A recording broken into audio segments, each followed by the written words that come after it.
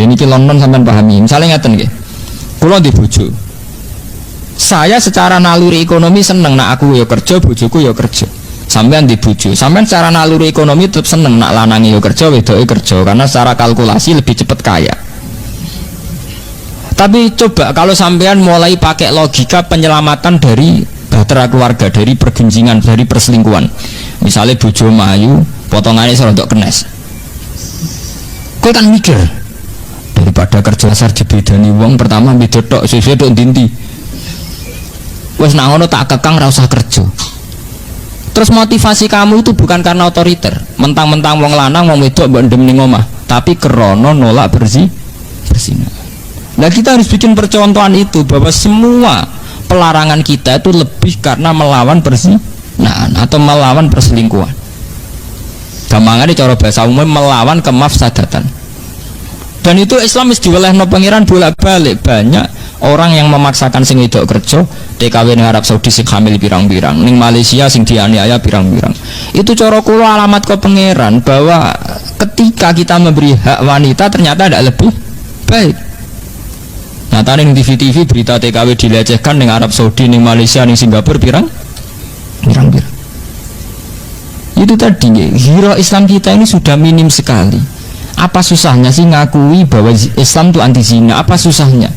Sehingga kita meproteksi seorang istri bukan karena otoriter, tapi karena kita melawan perzinahan atau potensi perzinahan. Misalnya tidak sampai zina, potensinya kita lawan. Tapi ilmu ngeten pun entek ya. Mereka orang itu sudah berpikir kapitalis. Iku ngono lanang wedok kerja cepet sugih. Lah muga kowe melok kerja cepet sugih. Nah, itu kan terus logika ini kapitalis. Tapi tetap cemburu kan repot kan. Ngongkon kerja untuk hasilnya akeh tapi sing lanang tetap cemburu ya akhirnya uring-uringan. Kowe telepon SMS mbek sapa, Dek? Sing ngongkon kerja ya sapa saiki di relasi SMS-an kowe curiga. Sing ngongkon ya sapa? Ya itu kan dipek menangi dhewe, duwe gelem nampa, curigane jalan terus. Bareng uring-uringan kono relasine akeh, pegat ya pegat to Mas. Wong lanang ra ketok lara. Relasi kadung akeh, luwih prospek. Ya kok sampai nak ndelok tulisan-tulisan versi wong sekuler. Nak darani pondok itu monarki kecil. Berhubung kiai iku ora dadi raja, dia bikin monarki kecil. Di mana monarki kecil itu pesantren. Kiai sebagai raja, nyatane santri yo nyucup yo diluk tenan, dikongkon yo nurut. Itu bikin kerajaan-kerajaan kecil. Sehingga dengan image demikian kesani kiai kan otoriter, dipek menangi dhewe. Lho gue jegrang wong yo diluk. Anggap sidik kesel njuk pijet. Ngongkon ngalor ngidul, engko urusan politik ya fatwa sepihak.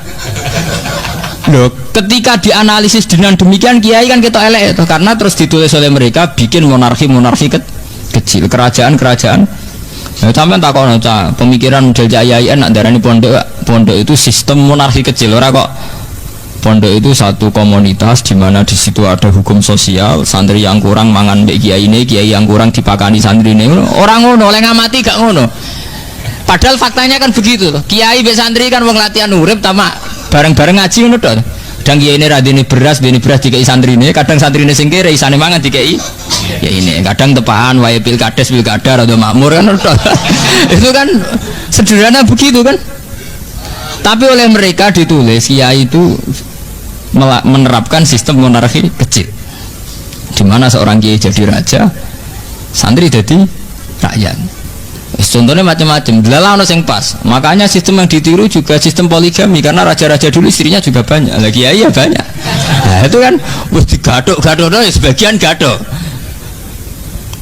Lenda itu kula namung cerita innahu fakar wa qaddar, betapa pengaruhnya pemikiran. Piye supaya Islam ketok kacau. Mulane sampean aja kaget nek ana kiai-kiai ngalim sira gelem kaji ki aja kaget, ya aja melok-melok. Mungkin ra level. Karena dalam sistem haji itu kan menguntungkan Arab Saudi. Yo ono sing cara berpikir untuk menunjukkan bahwa Islam itu murni. Mulane Rasulullah piyambak ra tau majibno kaji, ngger majibno kaji ditambahi manis tato ilai sabila sing mampu. Mbok sesuai dipahami. Lah kok enak kon kaji di Mekah bin Muhammad Bati. Dan itu pernah terjadi. Saat kiblat madhep teng Ka'bah. Niku komentar wong Yahudi nggih ngoten. Muhammad itu PP asli Mekah ya, terus kiblat pindah ning Ka'bah. Mergo dekne asli Mekah. Sakjane Muhammad tuh ngerti nek kiblat tertua yang Palestina iku mergo bapake wong Palestina Ibrahim. Mestine ya madhep ning Baitus Sakhra.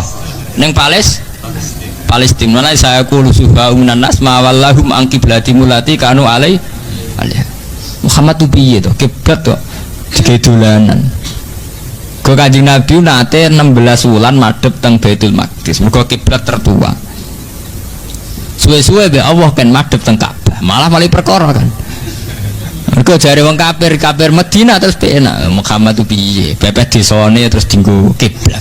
Mergo Nabi kelahiran Mekah. Ini jenis innahu fakkara napa? Fakot. Mulane kula nu tambah iman mbek pangeran. Umpama kula ning donya ditakdirno iman mbek Quran kula mati mun wani. Pun niku mergi ketok nak Quran sing bener. Itu tadi. Yuriduna ayutfi'u nurallahi bi afahim. Pada akhirnya lawan-lawan Islam mateni Islam lewat silat lidah, lewat silat mulut. Bi afahim dengan pinter-pinteran silat lidah. Lah kok mboten sepundi? Peristiwa nasah mansuh. Nggih, hukum sing dirubah niku nak cara tiang-tiang Islam sing soleh. Nak arifin nasah mansuh itu satu perubahan hukum yang bersifat kondisional li maslahatil ummah. Bahwa nasah mansuh merubah hukum sing krana maslahate umat. Tapi wong Yahudi enak oleh provokasi, delok oleh Nabi mu pelin-pelan tenan. Wingi muni halal, saiki muni haram, baru muni haram muni. Macam nasah mansuh kan merubah hukum, to merubah hukum terserah sing komentari itu. Dianggap realistis yo kena. Mergo rubah yang karena kondisi yo. Nah, diarani pelin-pelan yo kan kena. Nyatane ora konsisten. Dhisik BKB saiki PKNU jenenge ora konsisten. Tapi karena jari sing seneng kan, iku jenenge kiai realistis. Sadar kondisi yang berbeda yang mengambil sikap yang berbeda. Nah, tapi jari sing gedeng kan ujine plin. Padahal cara kula nasah mansuh itu fenomena biasa. Lho nggih to nggih, misale sampean ning desa orang terpelajar, roh prawan angon iso seneng. Tapi kowe dengar sendiri kuliah, roh bocah wayu-ayu ning kota kaosan ketat, roh cah iku seneng jangkar. Wes langsung kok tinggal loh dengan sendiri nih. Artinya tingkat pengetahuan itu juga punya perubahan gitu. Sampean zaman yang disorong terpelajar, roh ketemu yo enak weteng gak loro, roh sambel yo enak weteng loro. Tapi ketika sampean kuliah, nak raka FC gak doyan, sambel yo terus weteng loro. Senengem yo cewek-cewek sing model, sing gaul. Roh bocah tanggamu sing dhisik mbok senengi saiki matun, ora seneng blas. Lagi dadi kiai yo ngono. Kowe zaman kere untuk bojo iku syukure ra karuan. Bareng ki dadi kiai DPR RI. Ora bojomu kok ora pantes kabeh. Mergo wong wedok ayu-ayu di Jakarta luwih pantes. Intelektual juga gitu. Kowe zaman dadi kiai lugu, wiridan istighfar iku iso nangis. Wiridan apa saja iso taladzub billah. Tapi ketika kowe dadi kiai modern, itu beda meneh. Cara berpikir sudah beda. Semula nikmati HP, nikmati internet, menawa di SMS banking bareng sembuh rekening erasi tok. Ini contoh bahwa perubahan orang itu tidak boleh merubah akidah, tapi perubahan itu pasti terjadi.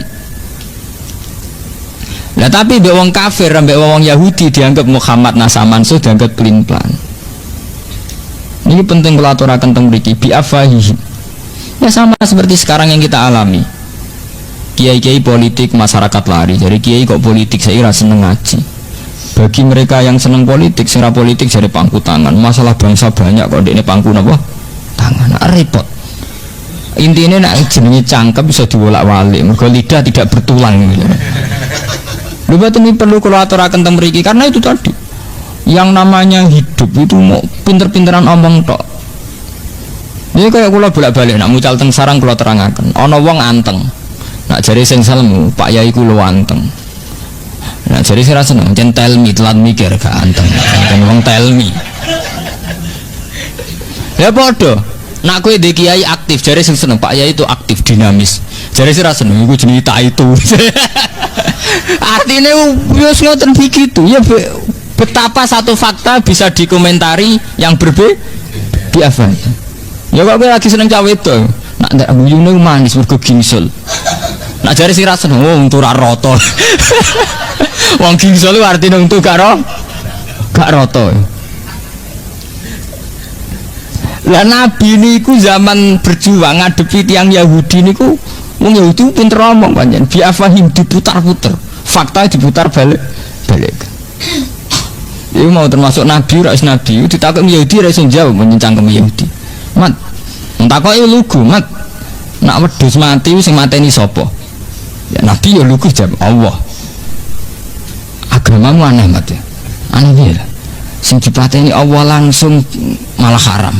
Sing dipateni liwat tangane manusia sing berlumuran dosa malah halal. Kudune sing mati langsung luwih halal, Mat. Itu kan sentuhan Allah langsung. Orisinil. Lah nak lewat tangannya manusia kan wis penuh dosa. Aneh Mat, agamamu aneh Mat. Piye dadi mungkin wong cukup pinter biasa iki. Pinter molak-malik fakta. Pemene sing perkarane sing sensitif malah pinter meneh kok menyangkut kiblat. Nabi nate salat madhep Baitul Maqdis pindah ning Ka'bah. Lah Nabi madhep ning Ka'bah ya lucu pas ning Madinah, ning perantau. Delok le Muhammad tuh. Ndekne kangen-kangene dhewe desane kok terus digo urusan agama. Dadi madhep Ka'bah itu dianggap Muhammad tuh kangen-kangene dhewe desane kok terus digo urusan agama. Piye to karepe cah iku piye?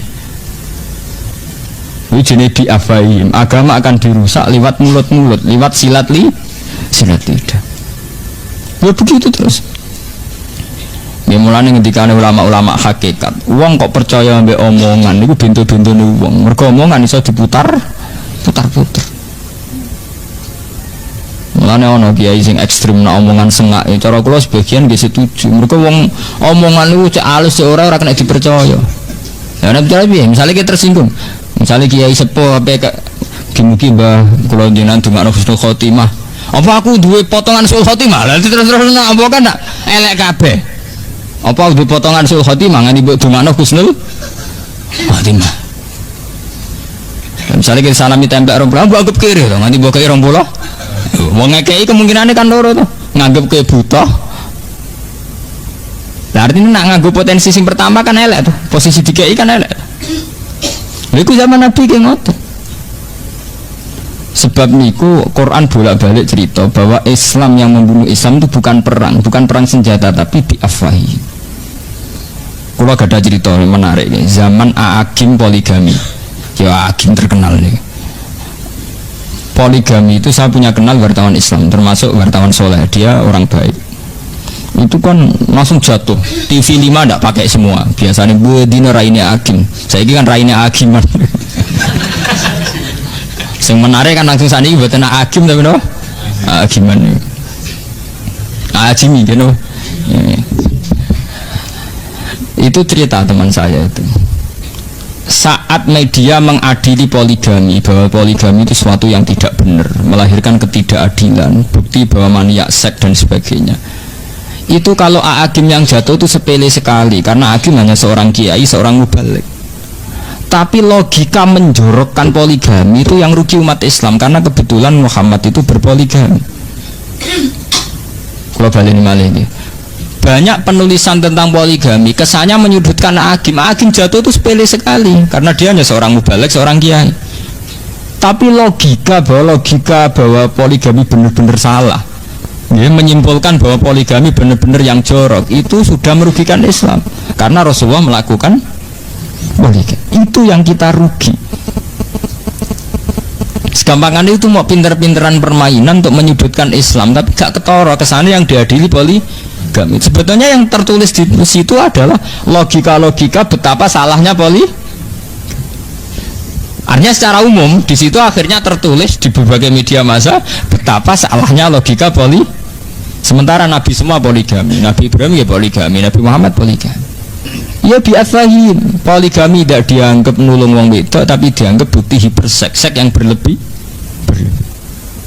Padahal zaman Nabi sampean tahu sendiri banyak perempuan sing lanang mati demi Rasulullah. Dan banyak yang dinikahi Nabi umurnya 54 tidak papat. Kalau krono sek lha apa rabi wong tuwek-tuwek ya. Ya memang ada di antara sing ayu paling Zainab, Aisyah kena dihitung liyane tuwek-tuwek. Wong Sauda terkene wireng bunder tuwa. Wong sampai ketika ana ayat hijab turun niku Sayyidina Umar ngenyek. Kowe iku ora usah nganggo hijab. Selain serana wong menarik kowe nganggo hijab lah tetep ketara nak innaki la sauda. Tetep ketara kan nek sauda. Kok bundere wis ketara. Umar iku sing sahabat wae imane ngenyek mbek sauda. Sauda iku ana ayat hijab nganggo hijab. Wong wis gak menarik bunder tuwek glundung. Dinyek mbek Umar kowe ora usah nganggo hijab. Kowe nganggo hijab lah tetep konangan nak kowe sauda. Mergo postur tubuh. Lah umpama Nabi poligami krana sek lha apa poligami sauda bareng. Nah anak hakim mak bener, iku mantan Pragawati jenah ayu, iku normal iki bener banget. Ya hakim ya sadar nasa mansul, paling dekne pikirane kan. Pulau terkenal duwe akeh, bojo rapati ayu kan rugi dekne. Apa artinya terkenal gamane mati hidup. Ya kan sah saja. Ya kan normal aja tuh. Sing ra normal kan sira payu rabi ini. Tapi sing jelas ya, permainan media sampean harus tahu itu tadi. Kata teman saya itu mengingatkan saya, sebetulnya gini Pak Bah, saat hakim yang jatuh karena poligami itu tidak masalah. Ya hanya seorang hakim. Ya hanya seorang hakim. Tapi kemudian logika poligami begitu salah, logikanya begitu jorok, begitu tidak manusiawi. Itu yang kita rugi karena kebetulan Rasulullah berpoligami. Sebab itu terus rame tulisan yang bela poligami lah. Repotnya sing bela pancen duwe karep poligami. Ya kan padha repot kan. Nak cara kula pribadinya itu tadi bahwa Rasulullah sebagai nabi itu memang mulai dulu disoal. Mulai kenabiannya sampai punya rivalitas sampai saiki ana Musaddiq ana Liyaminuddin kabeh ya rival-rivalin nabi untuk ketemu Jibril. Liyaminuddin Musaddiq kabeh. Itu normal sekali kan. Normal sekali. Artinya seorang nabi pasti punya musuh. Wa kadzalika ja'alna likulli nabiyyin aduwwan minal mujrimin, kata Allah, setiap nabi pasti saya bikinkan musuh. Tapi masalahnya musuh paling fatal kata Rasulullah nak sing salah faham wong Islam dhewe ya umate dhewe. Mulane kanjeng Nabi angger ana wong Islam sing salah iku duh kok kowe kepengin kaya kaum Nabi Musa.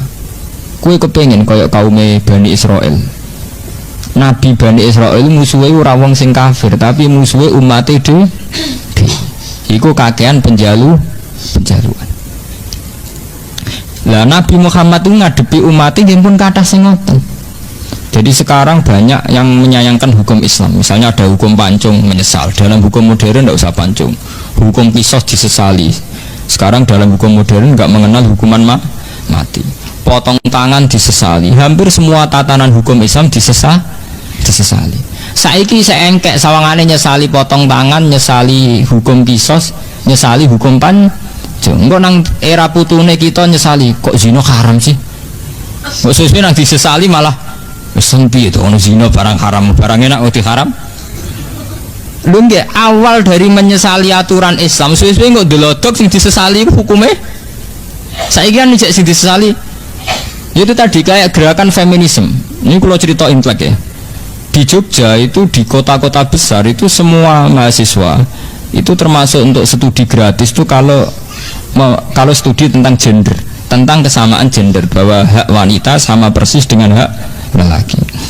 Karena kebetulan lagi Islam memposisikan lelaki 1 derajat di atas perempuan. Sekarang hak gender kuat. Kula cek eling cilik kula iku lurah wedok iku kiai protes kabeh. Saiki menedek lurah, cek bupati, cek presiden ora ono kiai pro. Bahkan suhune kiai tahu duet sampai Megawati ya. Dan itu ndak janggal. Padahal sampean eling to, ge cilik sampean eling to. Ini takono Mbah Sakur sing sebut. Riyen lurah wedok ora kiai setuju mboten, Mbah? Mboten. Saniki mulai bupati sampai presiden sampai karena apa? Isu yang digulirkan mereka kesamaan gender, gerakan feminisme itu kuat sekali gerakan yang mensejajarkan wanita dengan lelaki kuat sekali sehingga umat Islam sudah teracuni pikirannya. Tidak masalah presiden lelaki atau perempuan, tidak masalah bupati lelaki atau perempuan, tidak nggak masalah. Suwe-suwe ya nuntut kalau lelaki boleh poligami kenapa perempuan enggak? Saya pertanyaan ini seminar-seminar yang butuh variasi seks kan hanya lelaki, perempuan juga bu. Terus-terusnya dulu atau kan? Suwe-suwe sedang dikaji kemungkinan istri atau nopo perempuan punya hak talak. Hak talak kok lelaki dok, gak adil. Nak sing lanang rakara bisa megat, nah sing wedok radoyan sing lanang kok iso megat. Mulane kula pribadi, kula nak sering tahajud be pangeran. Sing marai kekacauan ini termasuk para kiai, kita sendiri. Yaitu tidak bikin percontohan Islam yang baik. Kita hanya berpegang sama hukum fikih. Kula wani sowan pangeran ketemu ngeten wani. Saya bersumpah berani ketemu Tuhan begini saya berani. Artinya ngeten lho nggih. Cara hukum fikih, rungokno niki. Cara hukum fikih, hak talak memang hanya pada suami. Ar-rijalu qawwamun 'alan nisa. Hak talak juga diberikan hanya pada suami. Tapi kita ini masalah protes. Kalau tak cerita, ini cerita ilmu intelek ya, cerita ilmiah. Awal daripada tolak, piye wae iku ada ketidakpuasan baik suami pada istri atau istri pada suami. Sehingga andekan keluarga itu mawaddah warahmah itu tidak terjadi tolak. Sebab itu Nabi ngendikan abghadul halal ilallah at-tolak. Tolak itu halal tapi abghadul sesuatu yang sangat dibenci Allah adalah tolak. Jadi halal tapi dibenci Allah. Karena tolak itu masalah sensitif. Sampai naruh rasanya di anak wedok sing lanang gak kebeneran. Kowe ora bingung. Ndak hanya orang sekuler. Kiai-kiai lan ada anak wedok sing lanang gak kebeneran ya bingung. Wong sing anake ra iso megat. Nuruti tetep bojone lara kah? Yang menyesali ini tidak hanya wong Jawa, wong Islam lah nak tepaan be kasus ya menyesali. Saya berkali-kali bilang di seminar, tidak hanya kamu yang protes itu. Andaikan saya punya anak putri dan dikawin sama orang yang tidak kebenaran, saya juga akan ingin talak. Cuma saya tidak akan mengatakan bahwa Islam tidak adil. Ini wow lewat cara khulu, bahwa perempuan boleh mengajukan talak, cara Jawa lewat rafa. Tapi gini ku bolak-balik. Kiai-kiai kampung, kiai-kiai yang lugu itu ikut andil dalam memperparah keadaan. Kita tidak mempopulerkan hukum Islam yang lain di luar tolak. Sebetulnya harus kita populerkan bahwa dalam Islam tidak hanya tolak, ada khulu, ada fidah, ada rafa. Andekan hukum tolak sepopuler hukum khulu, juga sepopuler hukum rafa, mungkin mereka tidak janggal.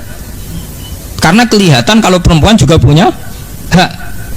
Meski itu kita tidak bikin percontohan yang baik. Misalnya begini, yang namanya poligami di dunia kiai pun rata-rata faktor nafsu. Ya artinya bojone elek rabi wong ayu, bojone ngecewakno rabi sing luwih menah. Sehingga ya terjadi stigma bahwa poligami ya mesti unsure seks. Ya akhirnya korbannya wong terus bayangnya zaman Nabi unsurnya juga seks. Makanya kalau setuju model konsep Quran di luar aturan hukum itu ana laqad kana lakum fi Rasulillah uswatun hasanah. Rasulullah poligami tapi beliau membuktikan adil. Sehingga zaman itu ya tidak ada polemik. Bahkan wong Yahudi sendiri itu tidak mencibir Rasulullah poligami karena ya baik-baik saja, nggak ada apa-apa. Itu pentingnya uswatun apa? Hasanah. Nggih to nggih. Misalnya sampean ketemu pakar gender atau pakar feminisme, pakar yang mensejajarkan wanita dengan lelaki. Wong iku mbok rabi, pakarilah lho mbok rabi. Bareng mbok rabi bahagia, apa deh? Itu pentingnya fi Rasulillah uswatun. Orang yang protes aturan itu ternyata dia bahagia di bawah naungan kue. Apa deh?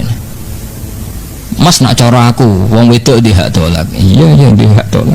Tapi dia ini bahagia nih. Hak ya radingko tetap. Dia baik-baik saja. Ini pentingnya uswatun hasanah, bahwa di luar aturan hukum kita ini harus punya perilaku yang sehat. Karena dengan perilaku yang sehat ini Islam terselamatkan. Kalau kita hanya main hukum, misalnya wong lanang penggaweane megat, wong lanang duwe hak otoritas ning gone perempuan, ya ndak ada selesainya. Tak buatan paradoks semudik. Ketika hak nafkah itu diberikan sama suami, akhirnya sing lanang ra kodak nafkah, sing wedok dadi TKW. Kerja ning Arab Saudi, ana sing mulai hamil macam-macam, kerja ning Malaysia untuk aniaya majikan dan sebagainya. Yang salah siapa? Tokoh feminin nggak siap menjawab itu, katanya itu kecelakaan sosial. Padahal masyarakat kita ini sudah siap melihat perempuan yang kerja, tapi ketika diperkosa ngalami ngono mereka tidak siap. Makanya sebetulnya kita kulo sak jenengan senten sing ngaji kulo kudu wani bersumpah demi Islam kita menjelaskan sesuai akidah Islam. Misalnya begini kulo terangkan misal.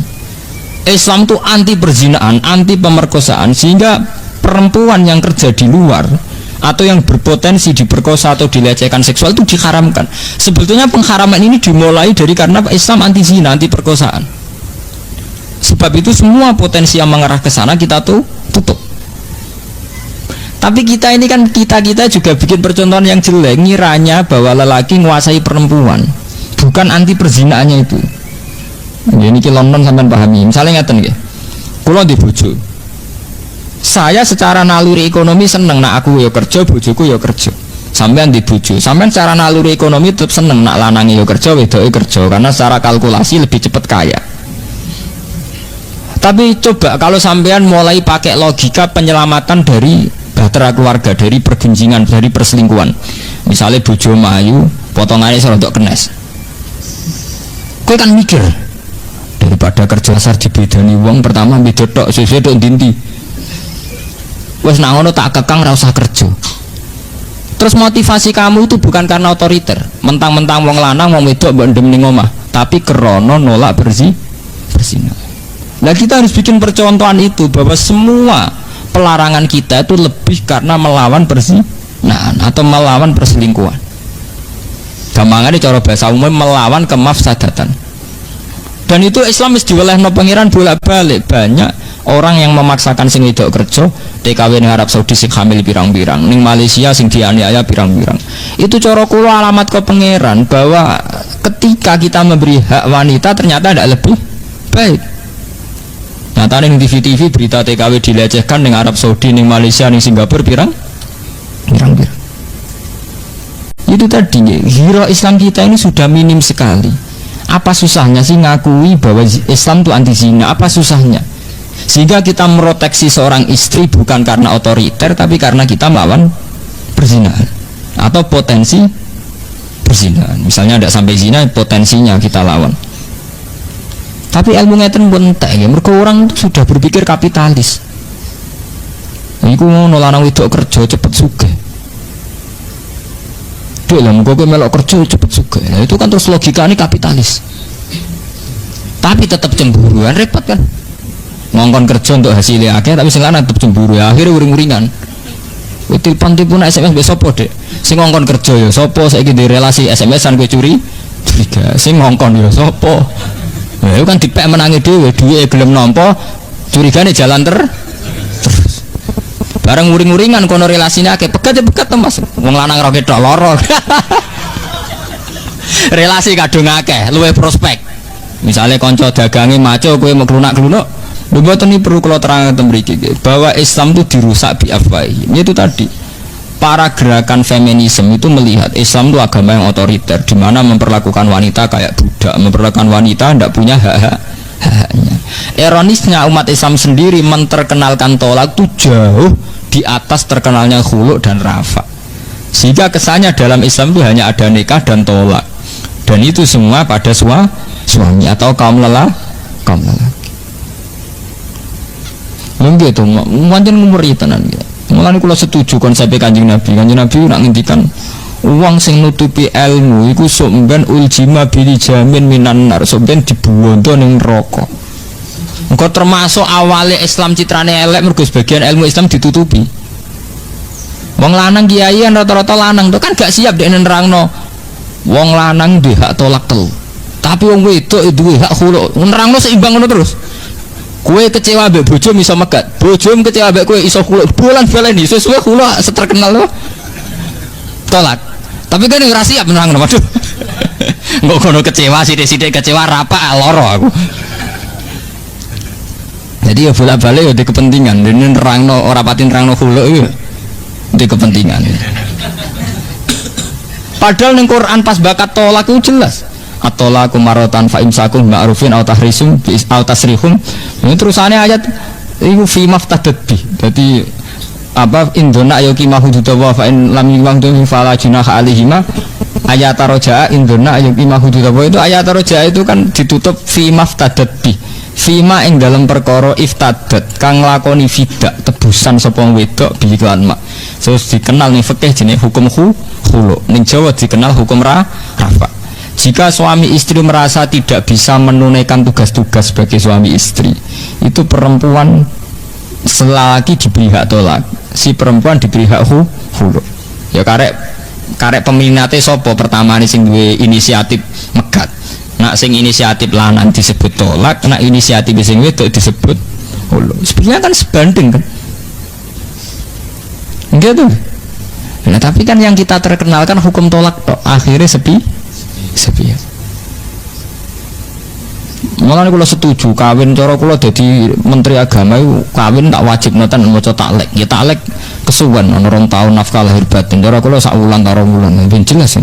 Ajur-ajuran Allah.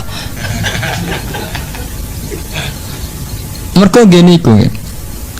Citra Islam terhadap feminisme, terhadap menghormati hak wanita itu sudah hancur total. Buatan ini kalau cerita tenan, nah, ironisnya, wanita-wanita kota, perempuan-perempuan kota itu sudah yakin sekali bahwa Islam yang menyangkut feminisme itu harus ikut paham feminisme, paham di mana wanita sejajar dengan lelaki. Ya akhirnya mereka nyaman saja jadi pegawai bank, jadi pegawai apa. Ya memang tidak haram, saya yakin itu tidak haram, ya nggak apa-apa. Tapi masalahnya kemudian tidak janggal ini, nggak janggal bahwa ini melahirkan efek ini, wow, efek potensi perselingkuhan, ya potensi lah, tidak harus terjadi, ya, potensi ini sudah dianggap biasa saja. Padahal sing jenenge perselingkuhan perzinaan kayak apa antinya Quran, innahu kana fahisata wa sa'ana sabila. Mulane nek cara fikih kados muin ngoten pun lunak, fikih muin pun sae kados paham niku lumayan. Perempuan itu tidak wajib haji kecuali ada mahramnya. Atau tidak disertai mahram tapi ma'anis watin kasiroh sikotin. Bareng sekelompok pasukan wanita. Saiki lah. Itu ujung-ujungnya mbok sitok karena potensi perzinaan perselingkuhan adalah khuluwah persepen 4 mata lelaki mbek perempuan. Nah, kula pribadi gak ada pendapat. Sebab itu misalnya sampean di anak wedok ayu kerja ning pabrik tidak sebagai sekretaris utawa PRT itu lebih baik ketimbang jadi pembantu rumah tangga karena sering terjadi khuluwah mbek majikan. Lah anak kerja ning pabrik rak di depan umum, misalnya jam 8 sampai jam 4. Mana cara kula wong wedok sing dadi kondektur bis iku luwih halal timbang dadi PRT, mergo di depan umum.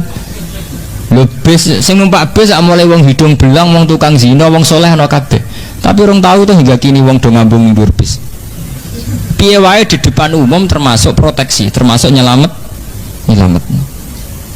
Lho nggih to. Kemungkinan perselingkuhan di depan umum kan kecil, kecuali sebenarnya ana iraedan wis ora ana wong koyo wedhus kabeh.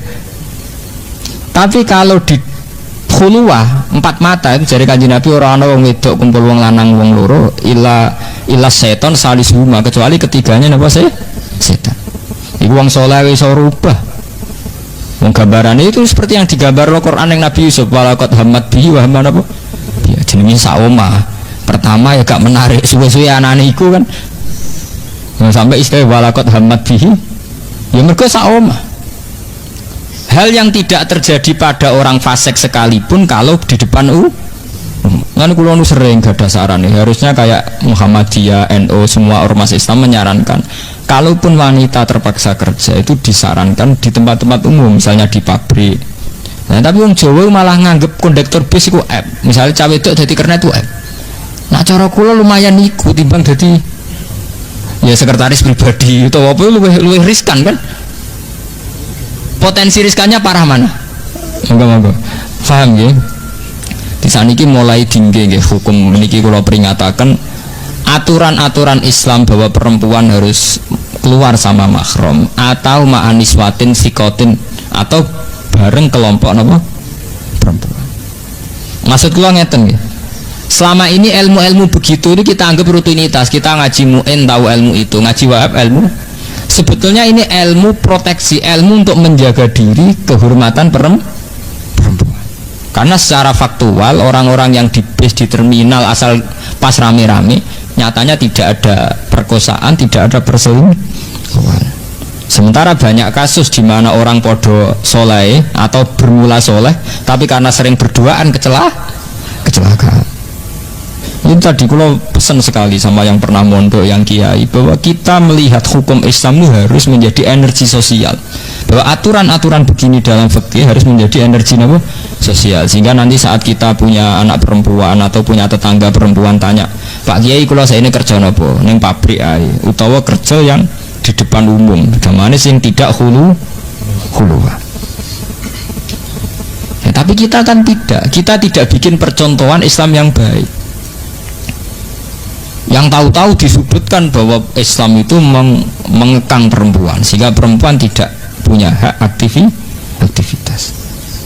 Ya, ini kalau balik ini makanya musuh-musuh Islam itu selalu innahu fakkar wa qaddar fakutilake fakot dari yuriduna ayutfi'u nurallahi bi afwahihim. Mereka ingin sekali membunuh Islam lewat silat tidak.